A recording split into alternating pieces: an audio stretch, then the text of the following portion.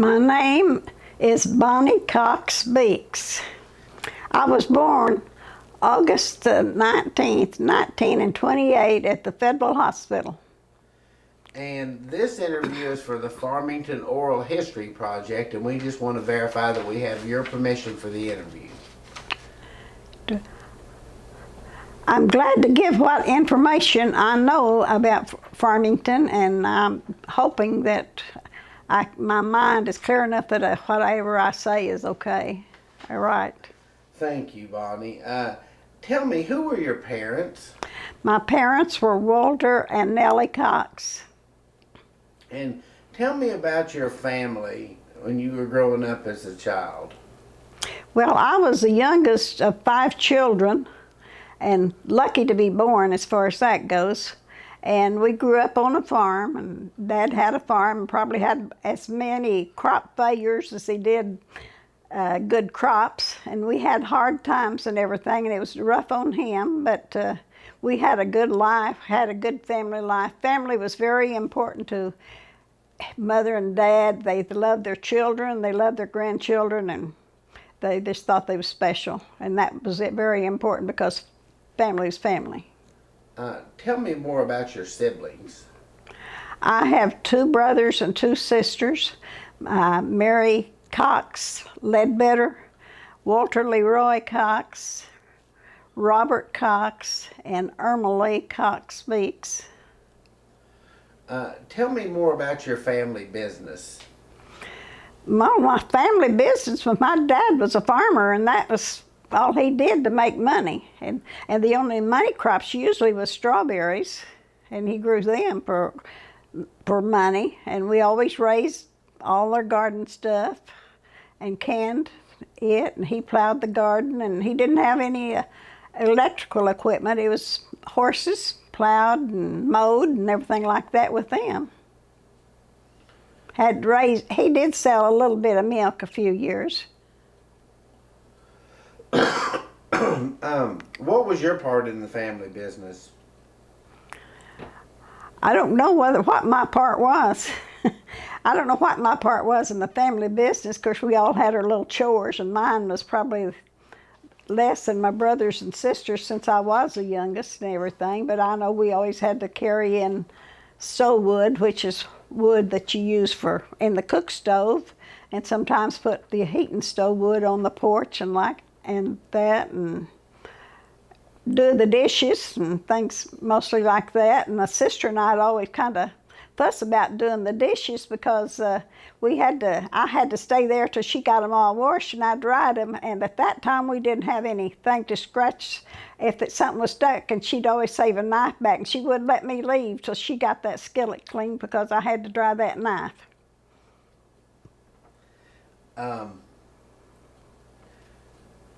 Tell me about your home and where you lived.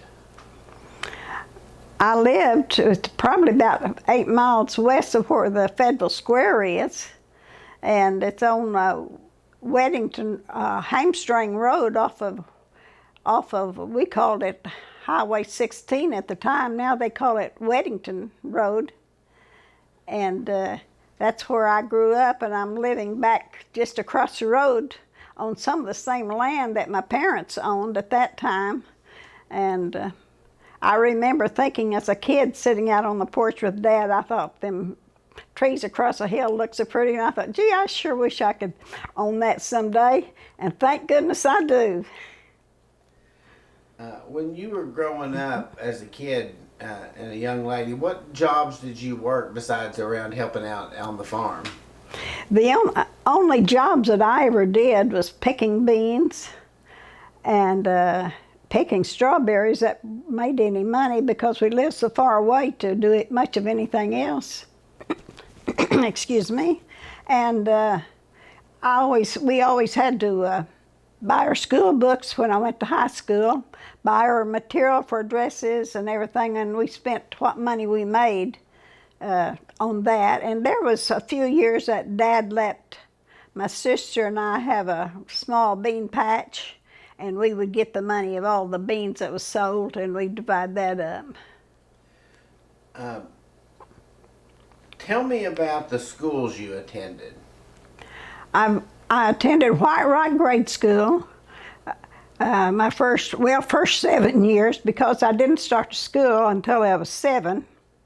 And when I did, because of my brothers and sisters in front of me, I went through the primer first and second grade that year.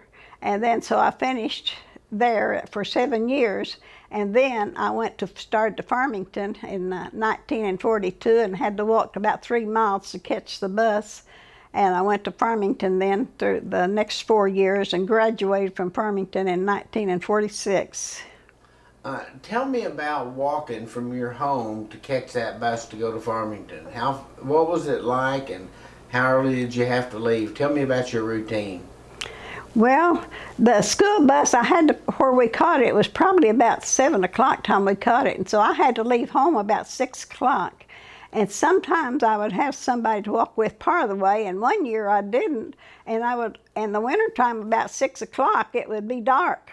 And one year I was walking by myself, and sometimes when you start out and go outside and it's pretty dark and cloudy, when you first get out, your eyes aren't accustomed to the night, and you'd have to look straight up to be sure that you stayed in the road. But I enjoyed it really. The walking was probably good for me. But because I was used to walking, I had to walk 2.5 miles to go to grade school. So I was used to walking.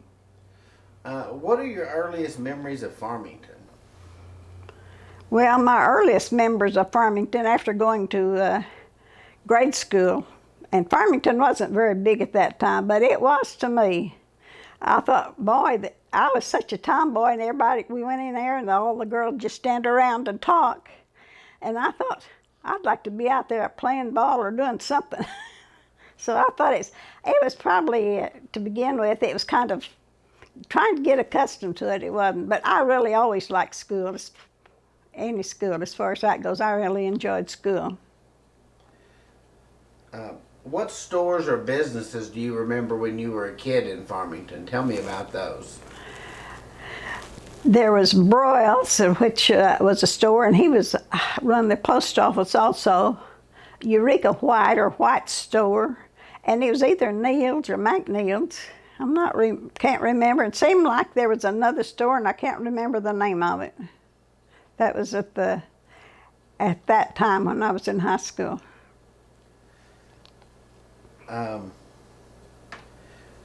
Tell me more about high school. What was it like going there? Well, as I say, I always enjoyed school, and I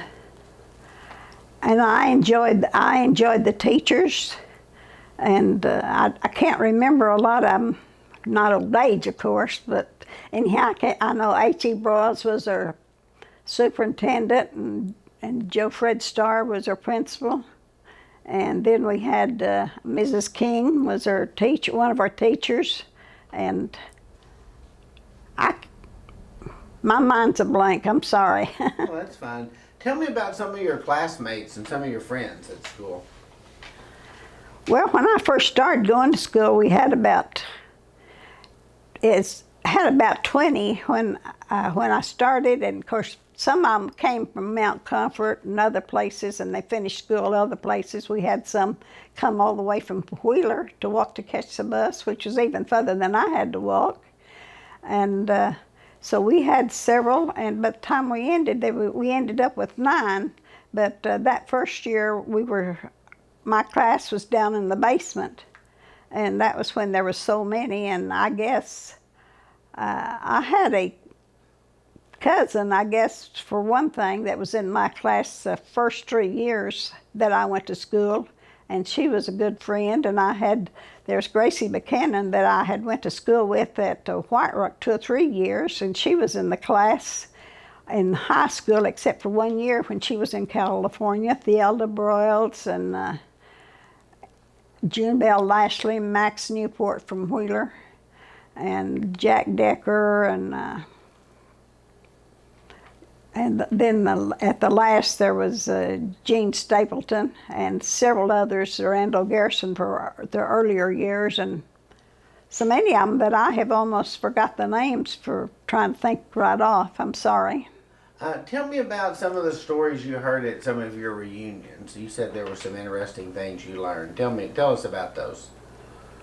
Well, I think one of the things that I thought about when we had a reunion, we'd had one in 46, but we had one in 2001, and we invited, our class sponsored it, but we invited everybody that had graduated from Farmington before 1950 and before. And one thing that was really interesting, I thought was interesting, was Lawrence Lewis. He graduated in 1931, and he was the oldest one back that graduated there that we had. The rest of them were all deceased, and he was the only one in his class.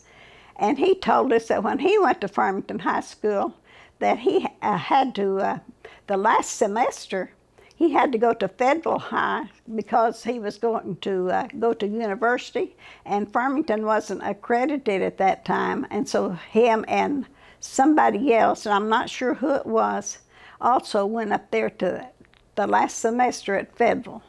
And I thought that was really interesting. And I met so many people that was talking about things, that how everything was and everything like that. And it was, I don't know, I always liked it. I didn't think I liked history till I get into genealogy or something like that. And then I find out it is really interesting. What do you remember about the sports and the activities they had in school when you were a kid? Well, when I was in grade school, which is at Farmington, when I was in grade school, we just played ball out on the grounds and played running games like, oh, I can't really think of what all the games was. And as I say, I was a tomboy and things like that, and so I always liked that, and I was just about as good as the boys. But in Farmington, when we went, we were a small school, and so they had baseball a little bit, and basketball, but they didn't have enough people there to have a football team. But just think about what they've got now.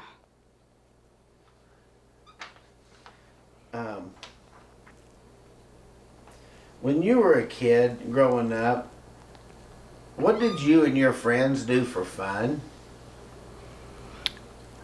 I don't know whether we thought about having fun, but we did. As I say, we played. We even visited on the way home, and taken probably twice as long to come home as it did to go. And I always played out in the yard and made little rock houses with rocks around a tree. And then we played little games. We played book and Chinese checkers and things like that. What did the adults do for fun that you remember seeing them do? Well, I grew up with my dad loving pitch, card game, pitch and dominoes, checkers. He was really good at that, and my brothers and sisters were too. And I always liked pitch. I go to the senior center now and play pitch about twice a week. Enjoy it. So it's, I grew up with, with the sports and everything. When you say the senior center, do you mean the Farmington Senior?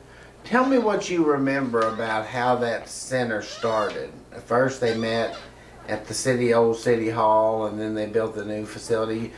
Share with me your memories and tell me how important you think that was. Well, my husband had died in 1933, and I had a neighbor whose husband had died that same year, and we started going over there when they met at the city hall, and they met about once a week, I believe. And Sang Avenue brought out the meals from at that time, and they was, that was where the other senior center at Federal was built, and they brought meals out there, and I think they delivered to some people, but they brought meals out there once a week, and they usually had music there. And we had one little old room that they let us, and somebody had music, and of course I'm sure the policemen and everything didn't enjoy all that noise going on next door. But that's where it kind of started, and then they started wanting to raise money, and things like that. And I think that Mrs. Broyles had gave money to probably to the city or something like that, but I'm not sure. And so they used part of that money to start the building, and I think maybe the seniors from Harrison or somebody else may have gave some money, and the people had worked hard to raise more money. To buy the furniture and stuff to begin with. Well, they would have chili suppers and things like that to raise money, and sometimes make things and sell it. Tell me about the church your family attended when you did go to church. When I went to church as a kid, we had to walk about 2.5 miles, and most of the time we went to Providence, and at that time it was located just probably a quarter of a mile off of Weddington Road, right across, go down Blue Jay Lane, I think it is now. And then later they moved on 16 West from some land that was partly donated by Hugh Martin. And occasionally we went to cut across the hills and went to Sycamore Baptist Church, but not too much, not very often. Tell me what you remember over the years about the growth of Farmington. You mentioned earlier it was a very small town when you were a kid, and you've been going to Farmington over the years. What have you noticed the changes? Tell me what you remember of the changes. Well, it seems like it just kind of, the last few years or several years, it just really multiplied, and it just grew up till you don't know when you're in Farmington or when you're in Prairie Grove or Fayetteville or anything, because it's so many stores, many houses and everything. And at that time there was just a few people scattered out. There was mostly farmers, or a few stores, but mostly farmers and things like that lived around there. Are there any of the people in the community that you met, like when you were in school, or that you can remember besides the school people? I think you mentioned the Broyles earlier. Do you remember dealing with any of the store people? Dealing with any of the store owners or any of the people in town? Russell Broyles was, as I said, had a store in Farmington, and he was a postmaster. And later in life, probably in the 1950s, my husband rented a building from him and had a garage there. And so he had it for 3 or 4 years before we moved to Texas for a while. And so he was always pretty good and offered to sell the land pretty cheap at that. It probably wasn't cheap at that time, but we missed a good bargain because we didn't buy it.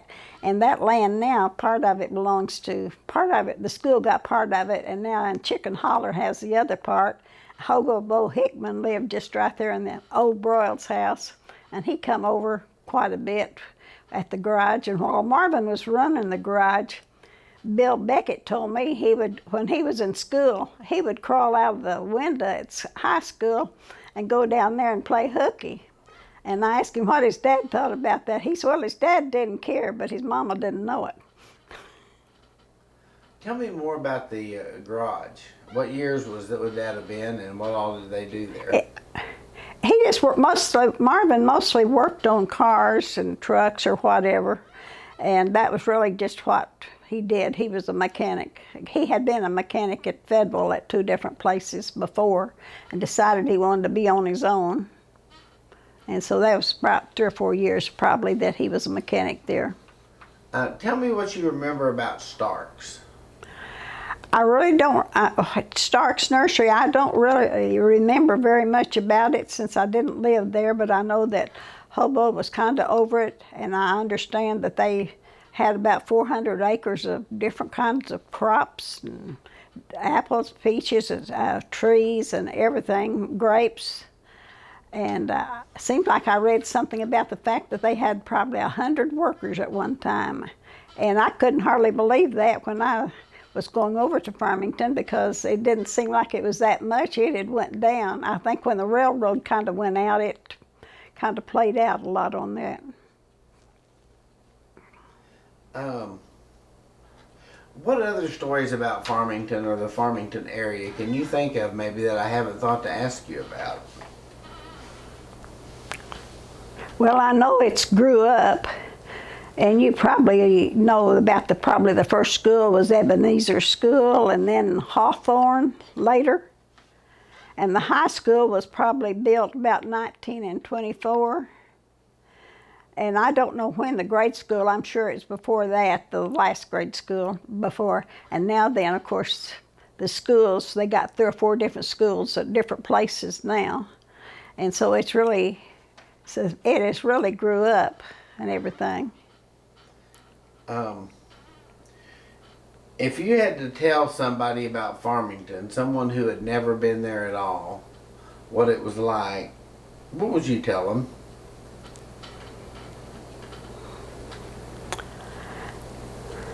I think that when you think about the town of Farmington as a whole, it is a very friendly town, and I think most of the merchants there are very friendly. They have some 3 or 4 real good churches. One of them, especially Main Street Baptist Church. My son's a pastor there, so I had to put in a plug for Preston.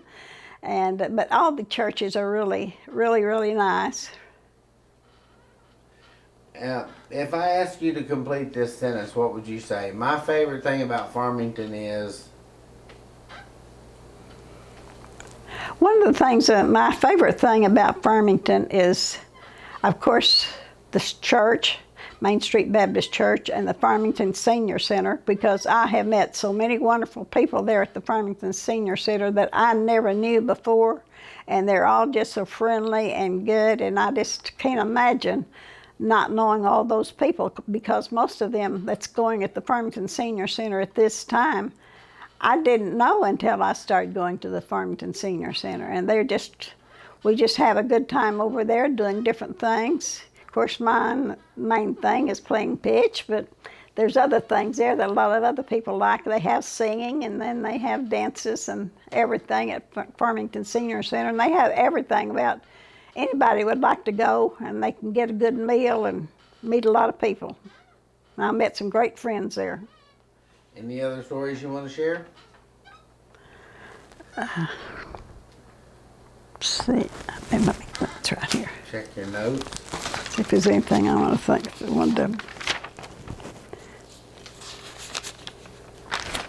See if there's anything about it I needed to sing. You knew about the railroad. Yes. Tell us more. Tell us what you remember about the railroad, if you do remember about the railroad. I don't remember it. All I know is what I've read.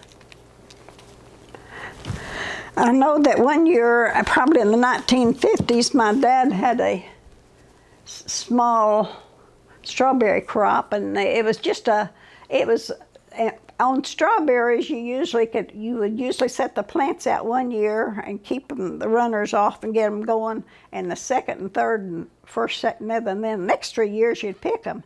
And his crop was just about gone. It wasn't too big at that time, and he'd always before taken his strawberries to Springdale, and they'd bid on them. But that one year he'd taken them to Farmington, and I think they shipped them out from Farmington, but I don't know whether what I read now, they didn't have a railroad there at that time. And we probably didn't have but 2 or 3 crates or something at that time, and so that's probably why he'd taken them to Farmington, and he divided the money up between him and Mother and I, because we were the only ones at home, and so we shared that. And I remember they didn't bring very much, and I don't know whether very many people know at that time a crate of strawberries was 24 quarts. You'd put them in a crate, put 8 quarts at the bottom, a little filter over them, and then put another 8 quarts of the little filter over them, and then another 8 quarts, and then tack the lids on, and that was 20. And probably you could buy a quart of strawberries now, and it'd cost as much as a crate used to. One other thing, you mentioned earlier when your dad was farming, you said that you had no electricity at home. No. Do you remember getting electricity at home? And if you do, tell me about it. when we were growing up, we had kerosene lamps. And all the time that I was at home, we never had electricity. I remember when we got a Aladdin lamp, and we thought that was great because it's a little brighter than the other lamps. And so you'd carry your lamps from one room to another sometimes, but most of the time you had them in the same room. And nowadays, if you thought you had that kerosene lamp, you think it's still dark, I think. But we didn't have any electricity, and after I was married, I lived off of Weddington Road, and it was probably about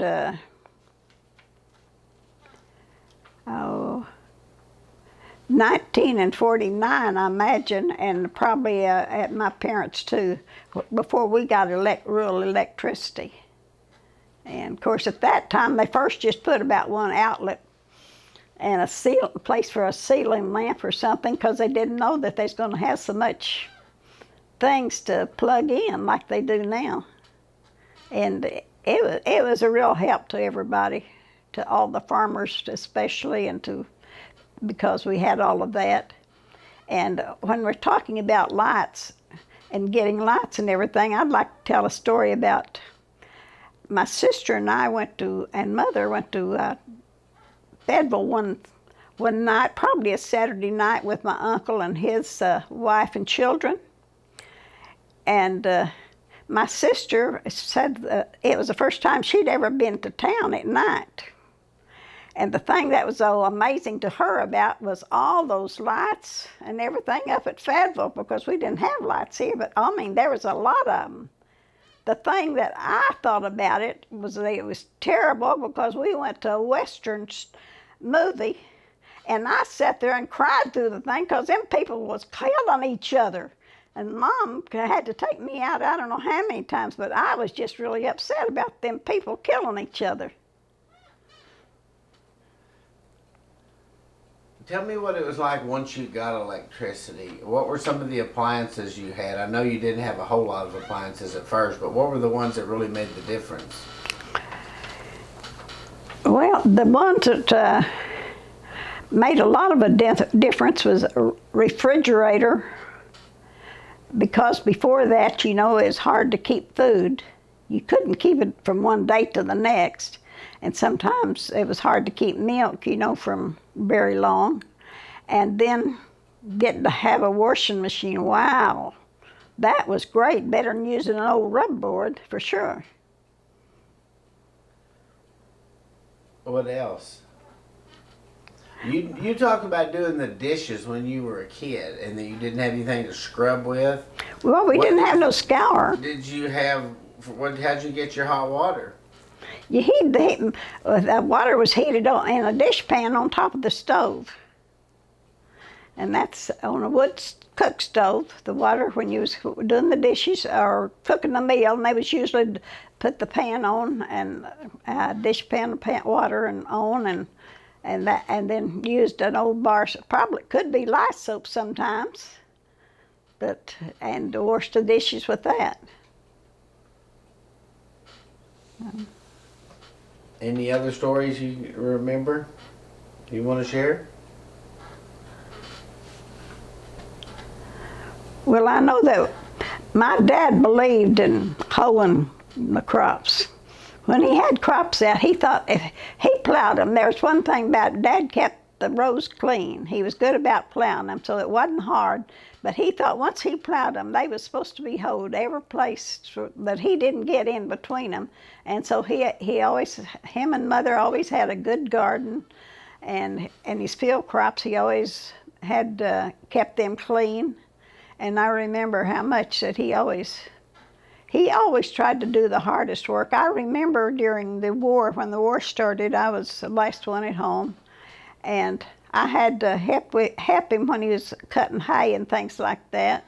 And so he would mow the hay with a couple of horses, and then when it got dry enough, he would rake it with a rake, with pulling the teams, and he would go around the field once or twice, and then he would let me drive the rake, and he would try to, we would have to put the hay in shocks to load it on the wagon, and he would let me, and I'd finally I'd do fine for a while, but I'd kind of get a little crooked, and he'd come along, straighten me up on it, and then he would have to load the hay on the wagon, and I'd get up on top and keep it stacked down. That you had a special wagon you'd have these it's flat like that, that you put on for hay and hauling hay, and you keep it stomped down so you would get it up there.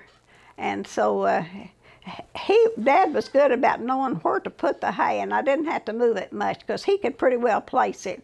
When it got pretty tall, you might have to move it around, but you had to keep it stomped down and everything so that it would stay on the wagon. It would come up to the barn, and we had a fork that was in the back of the barn that was on a runner, went across, and you would pull it down and put it down onto the hay and open it up and stick it on the hay on the wagon like that, and then pull it down and it'd hold it. And then behind the barn there was a line that came down, and there's a horse that would pull the line out that way, and they'd pull it up to the barn and then back, and wherever it was supposed to fall, you'd pull the rope in front, and it would dump the hay there. And when it started getting full, Dad would have to get up there and say when to do it, and Mom would have to pull the horses. But when he first started in, and we still got the fork. I still got the barn, still got the fork. Maybe about to fall down, but I still got it. And that was happy days. And I learned at that time, I learned how to harness the horses. I couldn't do it now, though. Any other hard chores you had to do that you want to share? With me being the youngest, I was probably, I probably didn't have it as hard as my brothers and sisters did. I do remember when Dad had some strawberries way over on the hill that they were going over, and they had just put some out, and some of them was going to plow. But when you put your strawberries out, if a new bed, you had to keep the blooms broke off, and they would put out runners and put out more plants by keeping the blooms blocked off. And I was just about 4 years old, and I begged to go over there because everybody else is going over there, me and Mom. And they said, well, you wouldn't work, because I was just that young. And I said, I will. Well, I wanted to go back, so I worked hard, and I never got out of doing that again. That was always my job after that. But I really enjoyed living out on the farm. I liked being out in the country life. Do you think kids nowadays miss that by not that experience, that they should get more of it, or? Well, times are different. Sometimes I think that they may, kids may miss a lot of being around and growing up with family as much as they would used to have to be, and things like that. And I don't know I guess it's good and bad. I think sometimes maybe they're not as close. I don't know whether that's true or not. But I know at times, back then, sometimes people had large families, and families all helped out to make the living and things like that.